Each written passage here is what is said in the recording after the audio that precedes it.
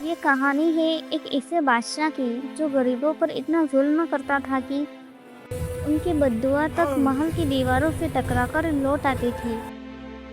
بادشاہ کا محل سونے چاندی سے بھرا ہوا تھا، ہر چیز سے دولت، طاقت، شان، لیکن پھر بھی بادشاہ ہر وقت پریشان رہتا تھا۔ وجہ صرف ایک تھی، اس کی بیٹی راجکماری مریم۔ پورے محل میں کبھی اس کی ہنسی کی آواز گونجی ہی نہیں۔ راجے کے لوگ حیران تھے، جس کے پاس سب کچھ ہے وہ خوش کیوں نہیں؟ لیکن سچ یہ تھا کہ مریم کی خاموشی کے پیچھے ایک ایسا راز چھپا تھا جو اگر سامنے آ جاتا تو بادشاہ کا تاج بھی ہل جاتا۔ آخر کون سا درد تھا جو راجکماری کو بے چین رکھتا تھا؟ جاننے کے لیے کہانی کو مکمل دیکھیں۔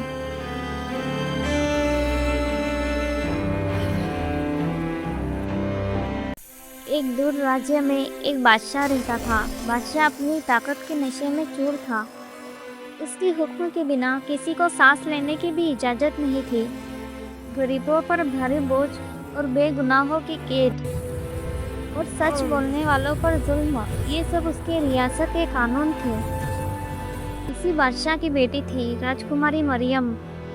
اللہ نے اسے حسن بھی دیا تھا اور رحم سے بھرا دل بھی، لیکن اس کے چہرے پر ایک چیز ہمیشہ غائب رہتی، مسکراہٹ۔ بادشاہ نے کئی مرتبہ پوچھا، مریم تم ہنستی کیوں نہیں؟ مریم صرف نظریں جھکا لیتی، کیونکہ وہ جانتی تھی سچ بولنے سے ظلم اور بڑھ جاتا۔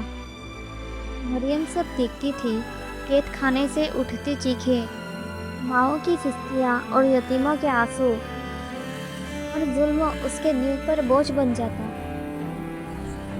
ہر رات وہ تہجد میں سجدہ کرتی اور کہتی، یا اللہ، جب میرے والد کے ہاتھ ظلم سے بھرے ہیں تو میری ہنسی کیسے پاک ہو سکتی ہے؟ ایک رات اس نے قید خانے میں ایک بزرگ کو قرآن کو سینے سے لگا کر روتے دیکھا۔ اس بزرگ نے کہا، بیٹے، اگر خوف خدا ہوتا تو ظلم اتنا بے درد نہ ہوتا۔ اس رات مریم نے اپنی ہنسی کو قید کر لیا۔ اس نے قسم اٹھائی، جس دن اس راجیہ میں انصاف زندہ ہوگا اسی دن مریم مسکرائے گی۔ کچھ عرصے بعد بادشاہ کے تخت پر ایک پیغام رکھا ملا۔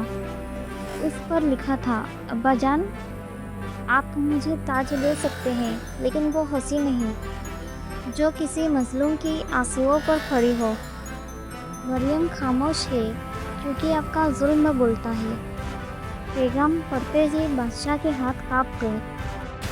اس رات پہلی بار اس نے قید خانے کھلوانے کا حکم دیا۔ ظلم کے فیصلے واپس ہوئے اور انصاف کا سفر شروع ہوا۔ جس دن پہلا بے گناہ آزاد ہوا، اسی دن راج محل کے آنگن میں ایک خاموش مسکراہٹ اتری۔ راجکماری مریم مسکرا رہی تھی، نہ شور کے لیے نہ دنیا کے لیے، بس اللہ کے شکر میں۔ اس کہانی سے ہمیں یہ سبق ملتا ہے، جہاں ظلم ہوتا ہے وہاں ہنسی چھپ جاتی ہے، اور جب انصاف آ جائے تو خاموشی بھی رحمت بن جاتی ہے۔ دل سے سننے کے لیے شکریہ۔ پھر ملیں گے ایک نئی کہانی، نئی سیکھ کے ساتھ۔ تب تک کے لیے چینل کو لائک اور سبسکرائب کر دیں۔